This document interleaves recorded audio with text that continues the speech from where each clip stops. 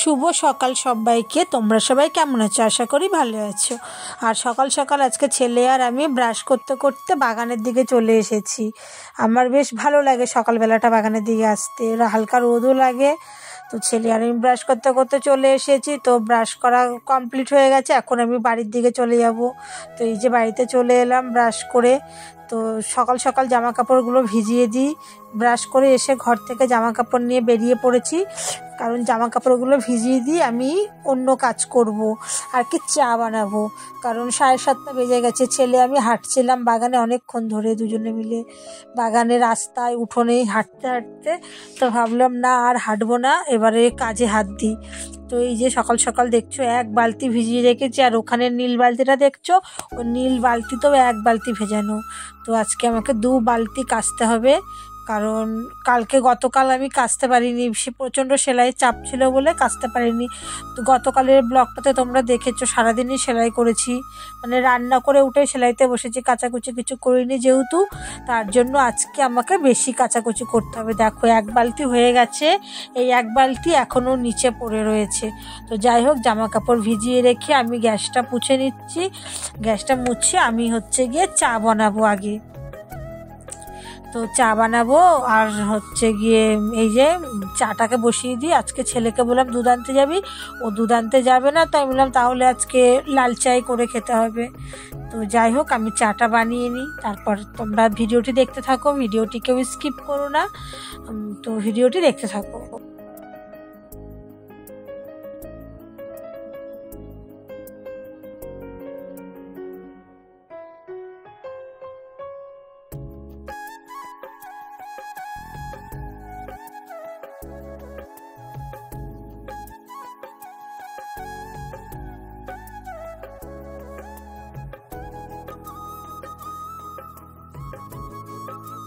তো ফাইনালি আমার চা বানানো কমপ্লিট হয়ে গেল। এই যে ছেলে আমি নিয়ে নেব কাপে, আর গ্লাসে তোমাদের দাদাভাইকে দিয়ে দেবো। তোমাদের দাদাভাই বাগানে আর একটা বন্ধুকে নিয়ে খাবে। আর যাই হোক, আজকে বাগানে আমাদের পুকুরে আজকে ভোরবেলা জাল টানা হয়েছিল, সেটা আমি দেখিনি, ঘুমোচ্ছিলাম। ওরা করেছে ভোর 4টের সময়, যতটুকু আমি শুনলাম ঘুম থেকে উঠে। আমি অত জানিও না। আর ওখানে মনে হয় জাল টেনেছে কোনো একজন দাদা রয়েছে, সেও চা খাবে, ওই জন্য ওখানে 3 কাপ চা করে রেখেছি, গ্লাসে ওদেরকে দিয়েছি। কাপ দিলে না ওরা ভেঙে ফেলে, না হলে বাড়িতে আনতে ভুলে যায়, আর স্টিলের জিনিস দিলে ভুলবে না বলে দিয়েছি। তো আমরা চা খেয়ে নিয়েছি। চা খেয়ে আমি বাসন মাজতে বসে পড়েছি। আর দেখো কত বাসন, কালকে রাত্রেবেলা বাসন মাজিনি সন্ধ্যের থেকে, সেই সব বাসন এখন আমাকে একসাথে মাজতে হবে। তো যাই হোক, বাসন টাসন মেজে নিই, অনেক বাসনটা মাজতে থাকি। বাসন মেজে তারপর আবার আমি আসছি।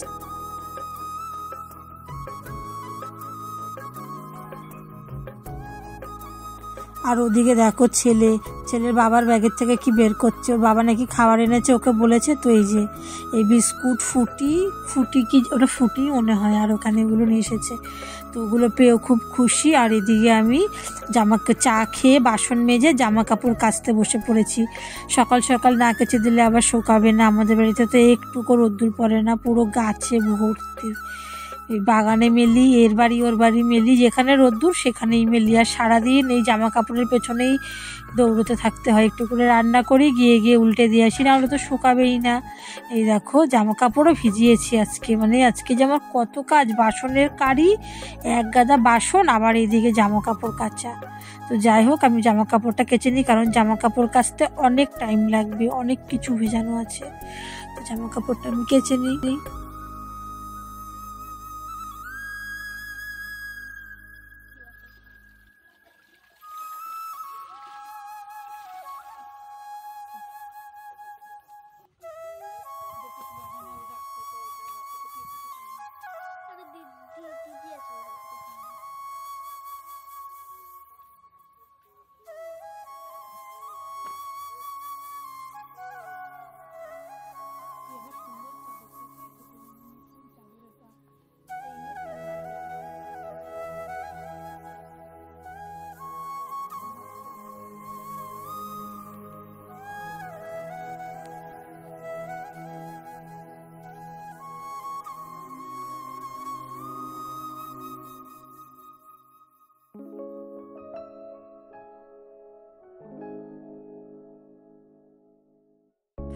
তো আমার জামা কাপড় কেচে মেলা হয়ে গেছে। এখন আমি দেখো কি কাটতে বসে পড়েছি, মোচা।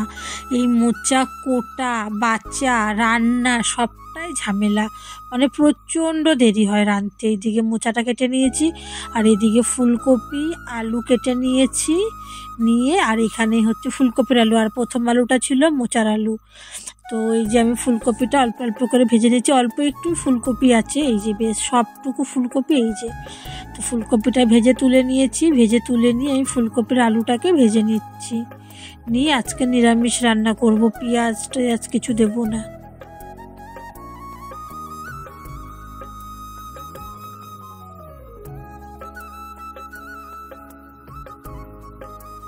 তো আলু ফুলকপিটা ভেজে নিয়েছি, তারপরে আলুটা ভাজা হয়ে গেলে ফুলকপিটা আলুর মধ্যে দিয়ে আমি হলুদ দিয়ে দিলাম, ওর মধ্যে দিয়ে দেবো যতটুকু আমার লাগবে সব মশলা আমি দিয়ে দিচ্ছি, জিরের গুঁড়ো, আর দিয়ে দেবো আদা বাটা, লঙ্কার গুঁড়ো, কাঁচা লঙ্কা চিরা, টমেটো যেহেতু একটা আছে, টমেটোটা মোচাতে দেবো বলে ফুলকপিতে আর টমেটো দিলাম না। সব মশলা দিয়ে আমি এখন এটাকে কষাতে থাকবো ভালো করে, বেশ কষিয়ে কষিয়ে বেশ মনে হবে কষানো হয়ে গেছে, তেল ছাড়ছে। তারপরে আমি জল দিয়ে দেবো, আর দিয়ে দিলাম লঙ্কার গুঁড়ো দিয়ে তারপরে আমি ফুলকপিটা করে নেব। তো দেখো ফুলকপিটা আমি কিভাবে করছি, আজকে একদম নিরামিষ রান্নাই হবে।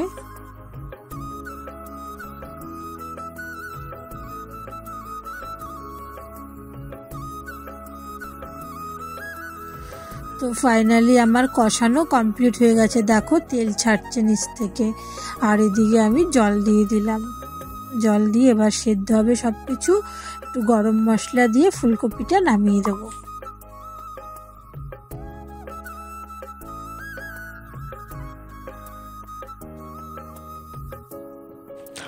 তো ওদিকে ফুলকপি আলুটা ওই গ্যাসে বসানো থাকুক, আর একটা গ্যাসে আমি কড়াই বসিয়ে কড়াইতে বেশ খানিকটা তেল দিয়ে দিয়েছি। কিসের জন্য তেল দিলাম, কারণ মোচাটা আমি রান্না করব, মটর ডাল ভিজিয়ে রেখেছি, ওটাকে বেটে রেখেছি, ওই মটর ডালের বড়া করে আমি মোচাটাকে রান্না করব। তোমরা কে কে এইভাবে মোচা করেছো আমাকে অবশ্যই কমেন্টে জানিও, আর যদি কেউ করে না থাকো এইভাবে করে খেয়ে দেখো, দারুণ লাগবে। এই যে আমি মোচাটাকে করার জন্য বড়াগুলোকে করে নিচ্ছি একে একে, মানে বড়াটাকে করে নেব, তারপরে আমি মোচাটাকে রান্না করব। আর তোমরা দেখতে থাকো আমি মোচাটা কিভাবে রান্না করি।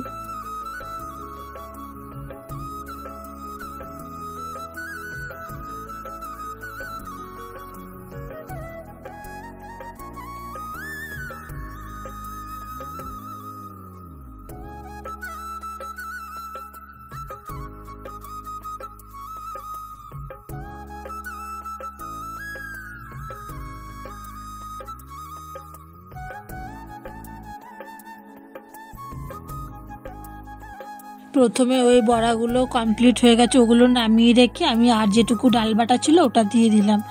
তারপরে দেখো আমার বড়া সব কমপ্লিট হয়ে গেছে, তোমাদেরকে আমি দেখাতে ভুলে গেছি, আর আমার মনে ছিল না যে বড়াগুলো তুলছি, ওটা দেখাবো। তো যাই হোক বড়াগুলো করে নিয়েছি, লাস্টে দেখাবো যখন দেব। তো তারপরে বড়াটা তুলে রেখে আমি কড়াইতে আরেকটু তেল দিয়ে আলুগুলোকে দিয়ে আলুগুলোও লাল লাল করে ভেজে নেবো। এই মোচা রাঁধতে প্রচুর পরিমাণে তেল লাগে, মনে হয় মাংসর থেকে বেশি তেল লাগে। মাংসতে তবু একটু কম তেল হলে হয়, কিন্তু নিরামিষ তরকারিতে তেল না হলে খেতে পারি না, মানে ভালো লাগে না। তো দেখো প্রথমে বড়া ভাজলাম, তারপরে কতটা তেল দিয়ে আবার তেল দিয়ে আলু ভাজতে হচ্ছে। আলুগুলোকে লাল লাল করে ভেজে তুলে রেখেছি। এবার দিয়ে দিলাম আরেকটু তেলে শুকনো লঙ্কা আর সাদা জিরে ফোড়ন দিয়ে দিলাম। তেজপাতা দিতে হয়, কিন্তু তেজপাতা ছিল না বলে আমি তেজপাতা দিইনি। তো আমার মনে হলো তেলটা কম হবে, তার জন্য আমি আরও একটু তেল দিয়ে দিলাম কড়াইতে, কারণ নিরামিষ তরকারি তো আমার তেল না হলে ভালো লাগে না। তো যাই হোক আমি তেজপাতা নেই বলে শুকনো লঙ্কা সাদা জিরে ফোড়ন দিয়েই তরকারিটা করব।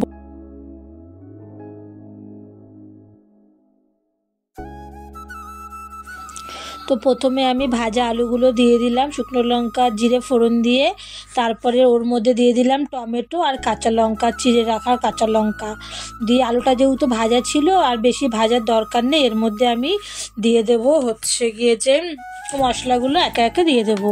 এর মধ্যে মশলাও দেবো আর কি, আদা বাটা, জিরের গুঁড়ো আর অল্প একটু লঙ্কার গুঁড়ো, কারণ বেশি লঙ্কার গুঁড়ো দেবো না। নামানোর আগে গরম মশলা দেবো। দেখো আলুটা যেহেতু ভাজা ওই জন্য মশলাটা দিয়ে দিলাম যাতে একটু কষানো হয়ে যায়। এবারে মোচা সেদ্ধ করে হলুদ দিয়ে নুন দিয়ে মোচাটাকে সেদ্ধ করে আমি ঝুড়িতে একটু হাত দিয়ে মানে জলটাকে নিংড়ে নিয়েছিলাম, নিয়ে ওই তেলের মধ্যে মোচাটাকেও দিয়ে দিলাম, দিয়ে মোচাটাকে বেশ খানিকক্ষণ নাড়াচাড়া করে নেব।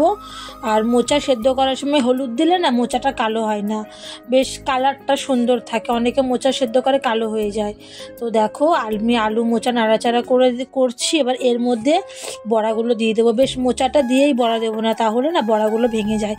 মোচাটা খানিকক্ষণ নাড়াচাড়া করে তারপরে বড়া দিতে হবে। তো এই যে বড়াগুলো দিয়ে নিলাম। আর এইভাবে মোচা রান্না খুব খুব খুব ভালো লাগে, মানে আমার ছেলে মেয়ে আমরা সবাই খুব ভালোবাসি এইভাবে মোচা করতে। তো এই দেখো মোচা রান্নাটা আমি এইভাবেই মোচা রান্না করি, তো খুব সুন্দর হয় এইভাবে মোচাটা রান্না করলে। তো দেখো ফাইনালি আমার মোচা রান্না শেষের দিকে। এবার গ্যাসটা কমিয়ে না শুধু নাড়তে থাকতে হবে, না হলে না নিচে লেগে যাবে, মানে পোড়া পোড়া লেগে যাবে, যেহেতু শুকনো তরকারি। আর মোচাগুলো দেখো কত সুন্দর বড়ার গায়ে লেগে রয়েছে। ফাইনালি আমার মোচা রান্না কমপ্লিট হয়ে গেছে। আর এদিকে অন্য গ্যাসে আমি ডাল বসিয়ে দিয়েছি, ডাল সেদ্ধ করছি, কারণ ফুলকপি তরকারিটা অনেকটাই কম, দুবেলা হবে না। ওইদিকে ডাল সেদ্ধ করে রেখে, ডাল হয়ে গেছে, ডাল সেদ্ধ করে রেখেছি। এবার আমি ডালটাতে ফোড়ন দেবো। আজকে পেঁয়াজ টমেটো কিছুই ফোড়ন দেবো না, আজকে 5 ফোড়ন দিয়ে পাতলা করে ডালটা হবে। তো দেখো আমি শুকনো লঙ্কা দিয়ে দিয়েছি আর 5 ফোড়নও দিয়ে দিয়েছি, দিয়ে আমি সব কিছু হাতা দিয়ে একটু ঘেঁটে দিই। আর আমাদের বাড়ি ফোড়নটা খুবই কম চলে, তো হাতাটা দিয়ে এইভাবে একটু নেড়ে দিলাম যাতে ফোড়নগুলো ভেঙে যায়, যেহেতু আমি অল্প ফোড়ন দিই। তো এই যে তারপরে আমি ডালটাকে ঢেলে দিলাম, যেভাবে আর কি ডাল রান্না করি রোজ সেভাবেই করব। তো ভিডিওটি তোমরা দেখতে থাকো, আমি বাদবাকি কাজ সেরে আবার আসছি।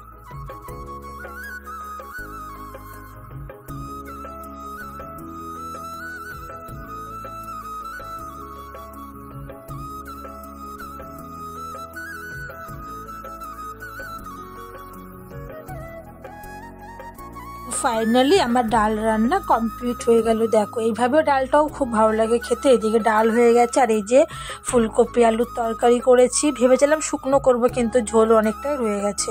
আর এই যে আমার হচ্ছে মোচার তরকারিটা কমপ্লিট। দেখো তো এবার আমি স্নান টান করে এসে গেছি, এসে এই যে আমি খেতে বসে গেছি। আমি তোমাদের দাদা ভাই আর আমার মেয়ে ছেলে স্কুলে গেছে, ওই স্কুল থেকেই আজকে খেয়ে আসবে। তো আজকে ও স্কুলে 5 পর্যন্ত প্রাইমারি স্কুলে পড়েছে, 6-এ অন্য স্কুলে যাবে। তো ওদের স্কুলে আবার আজকে খাওয়া দাওয়া করি, ছুটি দেবে, যেহেতু লাস্ট স্কুল পরীক্ষা, আজকে লাস্ট স্কুল আবার লাস্ট পরীক্ষা, তার জন্য ওর খেয়ে দিয়ে আসবে। তো খেয়ে দিয়ে এত ঠান্ডা লাগছে কি বলবো। পাশে এই যে পুকুর পাড়, এখানে খুব সুন্দর রোদ্দুর আসে। মেয়ে আমি আর ওই পাশে বাড়ি একটা দিদির ছেলে সব বসে বসে আমরা গল্প করছি আর রোদ পোয়াচ্ছি। খেয়ে উঠে খুব ঠান্ডা লেগে যায়। তো এখানে আমি শর্ট ভিডিও বানাই, তোমরা জায়গাটা দেখে চিনতেই পারছো। তো যাই হোক আর বেশিক্ষণ বসবো না, এবার চলে যাব। খানিকক্ষণ রোদ পুইয়ে এসেছি, এসে আমি সেলাইতে বসে পড়েছি, কারণ রোদ পোয়ালে এসে যদি একবার ব্ল্যাঙ্কেটের তলে ঢুকে যাই আর সেলাইতে বসতেও পারবো না, কারণ কুড়েমি ধরে যাবে। তো যার জন্য এসে আমি সেলাইতে বসে পড়েছি। তো এখন সময় হচ্ছে 5টা। এখন আমি কিছুক্ষণ সেলাই করে নেব। সেলাই করবো ঠিকই, আবার তোমাদের দাদা ভাইয়ের জন্য টিফিনটাও গুছিয়ে দিতে হবে, কারণ ও তো আবার 6টা 10-15-তে ডিউটি যাবে, নাইট করে মর্নিং করে বাড়ি আসে যেহেতু, তার জন্য আজকে রাতের খাবারই দেবো বলেছি, সকালে কিনে খেতে, কারণ আজকে রান্না করে খাওয়া দাওয়া করতে করতে 3:30 বেজে গেছিলো। তার জন্য বললাম আজকে তোমাকে কালকে সকালের টিফিন করে দেবো না, তুমি কিনে খেয়ে নিও। তো বললো ঠিক আছে তাই হবে। তো এবার আমি সেলাই করে কিছুটা জুড়ে রাখলাম, জুড়ে রেখে এবার আমি উঠে তোমাদের দাদা ভাইয়ের টিফিনটা গুছিয়ে দিই।